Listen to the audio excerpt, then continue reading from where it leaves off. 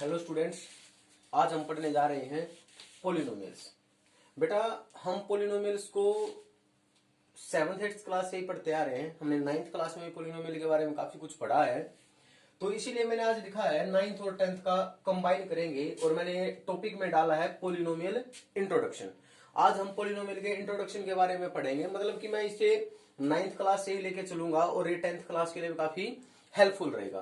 तो बेटा शुरू करते हैं हम आज का टॉपिक।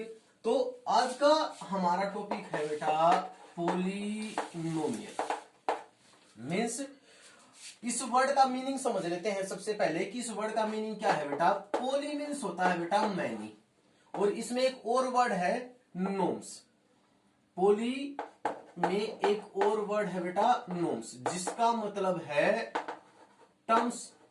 मीन्स पोलिनोमियल का मतलब क्या होगा बेटा, having many terms. Having many terms. तो बेटा अब हम इसकी जनरल फॉर्म की बात कर लेते हैं कि जो हमारा पोलिनोमियल है उसकी जनरल फॉर्म क्या होती है। सबको पता है, हमने छोटी क्लासेस में पढ़ रखा है, पिछले साल भी पढ़ा था, बस हम उसको रिवाइज कर रहे हैं मेन कि जनरल फॉर्म हमारी क्या है बेटा कि px is equals to a naught x raise to the power 0 plus a1 x raise to the power 1 plus में a2 x raise to the power 2 plus में a3 x raise to the power 3 plus up to so on an x raise to the power n। This is the general form of a polynomial, जो कि हमने 9th class में भी पढ़ा था। तो बेटा अब हम बात करते हैं कि हमारी जो पोलिनोमियल वर्ड है, जो चैप्टर का नाम है, उसकी डेफिनेशन क्या है। हम पोलिनोमियल की डेफिनेशन की बात करते हैं। सिंपल सी डेफिनेशन है, it is an algebraic expression in which exponent of variable is whole number।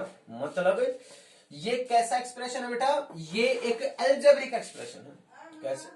कैसा एक्सप्रेशन है बेटा, it is an algebraic expression जिसमें जो वेरिएबल है उसकी जो एक्सपोनेंट मतलब पावर, वो कैसा नंबर होनी चाहिए हमारे पास, वो होनी चाहिए बेटा हमारे पास होल नंबर।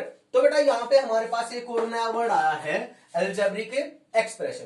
तो अलजेब्रिक एक्सप्रेशन का मतलब समझ लेते हैं कि हमारे पास जो वर्ड आया है अलजेब्रिक एक्सप्रेशन, इसका मतलब क्या है। सिंपल सी डेफिनेशन है, it is the combination of variable and constant with are four fundamental operators। मतलब ये क्या है बेटा, ये कॉम्बिनेशन है हमारे पास किसका, वेरिएबल का और एक कांस्टेंट का। और किसके साथ कॉम्बिनेशन है बेटा, हमारे पास जो 4 फंडामेंटल ऑपरेटर्स हैं।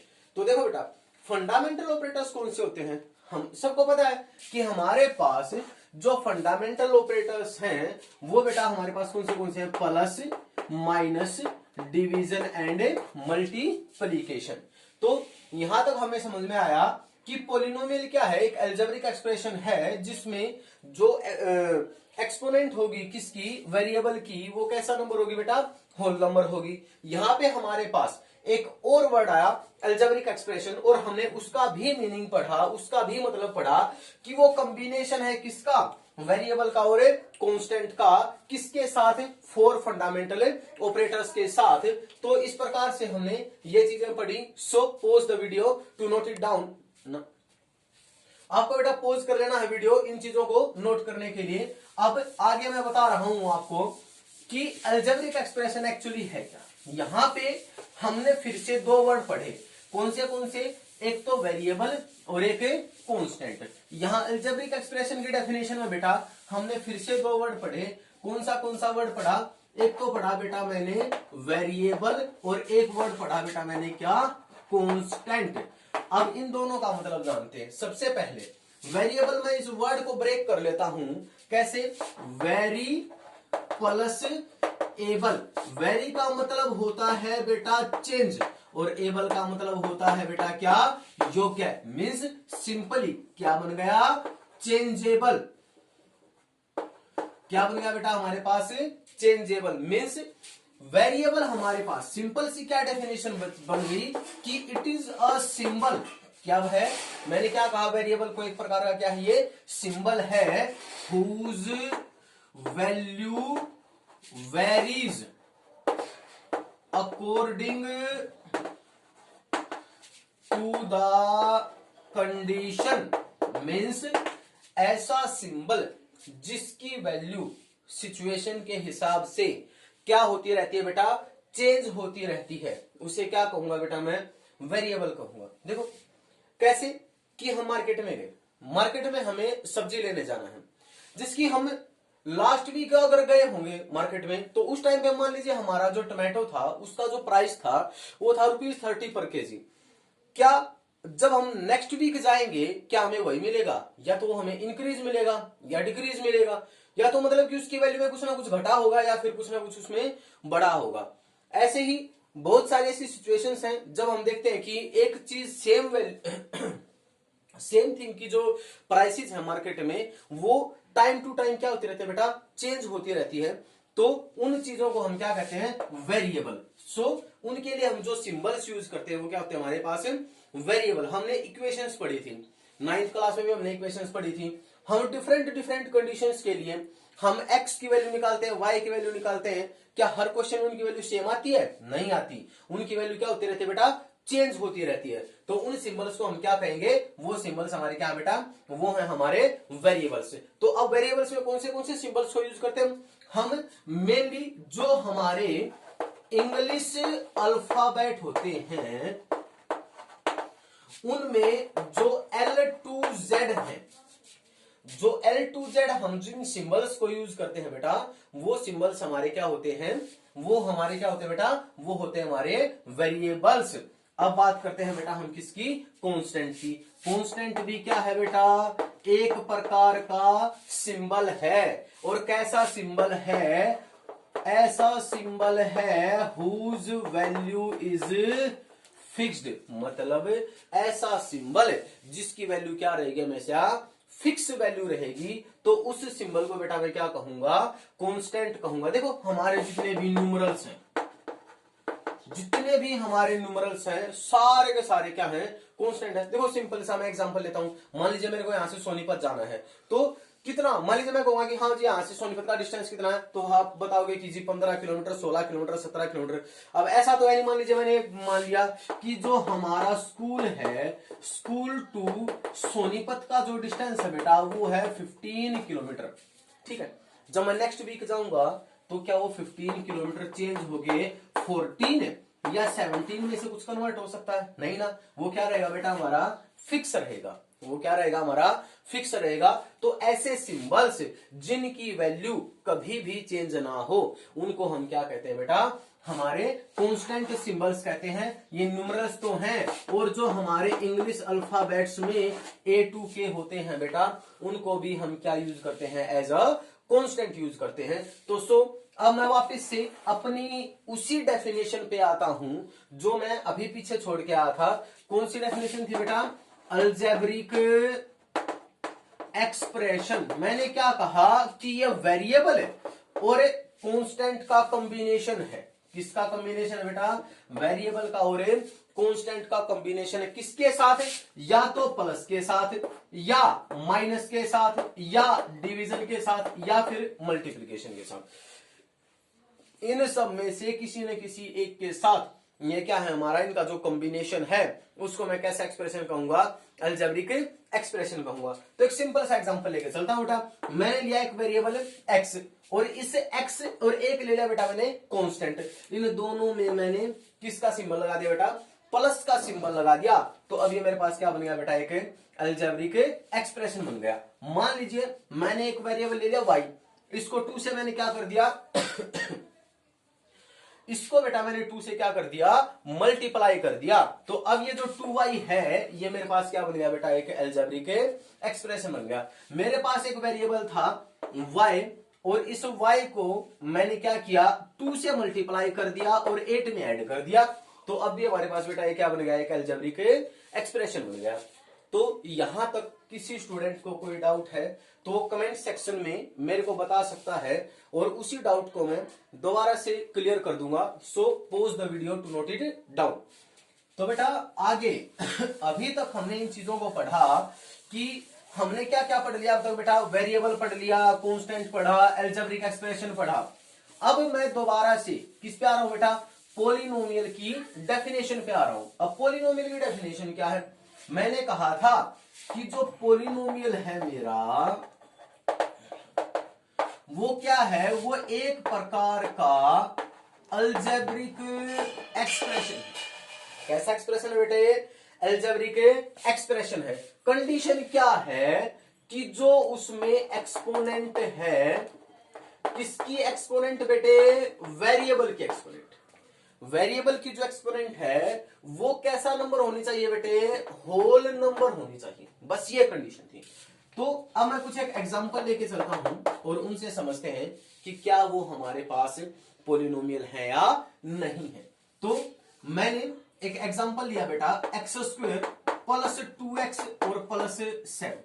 सबसे पहली बात कि वो क्या होना चाहिए, एक अलजेब्रिक एक्सप्रेशन होना चाहिए। तो साफ साफ दिखाई दे रहा है, वेरिएबल है, कांस्टेंट्स हैं और उनका कॉम्बिनेशन प्लस साइन के साथ है। तो सीधी सी बात है, वो कैसा एक्सप्रेशन बन गया बेटे, वो बन गया हमारे पास एक अलजेब्रिक एक्सप्रेशन बन गया। अब हमें क्या चेक करनी है बेटे, एक्सपोनेंट चेक करनी है, किसकी, वेरिएबल की। वेरिएबल की एक्सपोनेंट चेक करता हूं बेटे मैंने यहां पे इस x की, यहां पे वेरिएबल मैंने बताया था कि L2Z हमारे जो भी इंग्लिश अल्फाबेट में जो भी हमारे पास है उन सबको मैं क्या कंसीडर करके चलूंगा बेटा, मैं उन सबको कंसीडर करके चलूंगा क्या मैं उन सबको वेरिएबल कंसीडर करके चलूंगा। तो यहां मैं x की एक्सपोनेंट चेक करता हूं बेटा। तो x की एक्सपोनेंट है मेरे बेटा यहां पे यहां पे x की एक्सपोनेंट है बेटा मेरे पास है 2। तो देखो 2 कैसा नंबर है, देखो सिंपल सी बात है कि होल नंबर कौन से होते हैं, ऑल नेचुरल नंबर्स, सारे के सारे नेचुरल नंबर हो गए। और उनमें हमने किसको भी शामिल कर लिया था, 0 को भी शामिल कर लिया। तो कैसे नंबर बन गए बेटा हमारे पास, होल नंबर बन गए। तो ये 2 कैसा नंबर है बेटा, होल नंबर है, ये भी पास हो गया। यहाँ पे x की जो एक्सपोनेंट है वो क्या है बेटा हमारे पास 1 है, और ये कैसी क्वांटिटी है, ये कांस्टेंट क्वांटिटी है, तो ये भी होल नंबर था। तो ये हमारे पास क्या बन गया बेटा, एक पोलिनोमियल बन गया। अब एक और एग्जांपल लेके चलते हैं। मैंने लिखा बेटा x² plus x raise to the power 1/2 और प्लस 9। हम इनको ऐसे रिप्रेजेंट कर सकते हैं बेटा, px is equal to px, ठीक है। तो यहां पे देखते हैं, सबसे पहले मैंने देखा कि यहां एक्सपोनेंट बेटा कितनी है, 2, होल नंबर है, हो गया पास। यहां पे एक्सपोनेंट क्या है, 1/2। देखो क्या 1/2 होल नंबर में आता है, नहीं।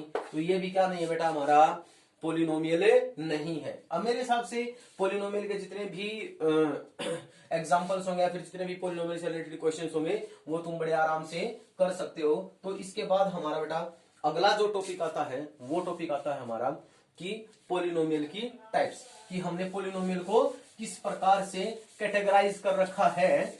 वो चीज देखते हैं हम एक बार कि हमने पोलिनोमियल को किस प्रकार से कैटेगराइज कर रखा है। पोलिनोमियल को हमने 2 टाइप से कैटेगराइज कर रखा है बेटा। एक तो है बेटा टर्म वाइज सेपरेशन और एक है हमारा डिग्री वाइज सेपरेशन। अब बात करते हैं कि टर्म क्या होती है, कि टर्म एक्चुअली होती क्या है। देखो बेटा हमारा जो भी एक अलजेब्रिक एक्सप्रेशन है, अलजेब्रिक एक्सप्रेशंस को हम प्लस और माइनस के साइन के साथ सेपरेट कर लेते हैं। कैसे देखते हैं कि मैंने लिखा 2x, ये बेटा है हमारे पास सिर्फ और सिर्फ क्या 2x। तो यहां पे वेरिएबल और कांस्टेंट किसकी फॉर्म है बेटा, किसकी फॉर्म में है, मल्टीप्लीकेशन की फॉर्म में। तो अगर मान लीजिए मैंने यहां पे एक और वेरिएबल लिया 2xyz। अब बेटा कितनी टर्म्स है, ये बेटा एक ही टर्म है। जब तक मैं यहां प्लस का साइन या माइनस का साइन नहीं लेके आऊंगा तब तक वो हमारी क्या रहेगी, टर्म रहेगी। तो यहां से हमारे पास टर्म की क्या डेफिनेशन बन गई, सिंपल सी, कि वेरिएबल और कांस्टेंट किन सिंबल्स के साथ अटैच हो बेटा, या तो मल्टीप्लीकेशन और या फिर डिवीजन के साथ। जब वेरिएबल और कांस्टेंट इन दोनों सिंबल्स के साथ अटैच होंगे तब तक वो क्या रहेगी, एक सिंगल टर्म रहेगी। और जब उनके बीच में प्लस या माइनस का साइन आ जाएगा तो टर्म क्या होती रहेंगी बेटा, हमारी सेपरेट होती रहेंगी। तो इसी प्रकार से हमने टर्म के हिसाब से भी पोलिनोमियल को कैटेगराइज किया है। देखते हैं हमने उसे कैसे कैटेगराइज किया है। सबसे पहला हमारा टर्म के हिसाब से था मोनोमियल। कैसा, monomial polynomial means, mono means क्या होता है बेटा, मोनो मीन्स होता है वन। मोनो मीन्स क्या होता है बेटा, वन होता है। मतलब ऐसा पोलिनोमियल जिसमें कितने टर्म्स हो, सिर्फ एक टर्म।